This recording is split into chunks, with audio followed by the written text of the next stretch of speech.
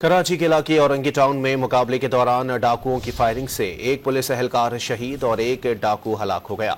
मजीद जानते हैं don news के नुमाइंदे मोहम्मद बिलाल से। बिलाल, क्या तफसीलात हैं? बिल्कुल देखिए, औरंगी टाउन खलील मार्केट के करीब मुबैना पुलिस मुकाबला हुआ है। फायरिंग के तबादले में पुलिस एहलकार शहीद हो गया, जबकि डाकुओं के फायरिंग से राहगीर एजाज भी जख्मी हुआ। पुलिस मुकाबले के दौरान ताजुद्दीन नामी एक डाकू जख्मी हाथ में गिरफ्तार किया गया था, जो कि दौरान राज हलाक हो गया है।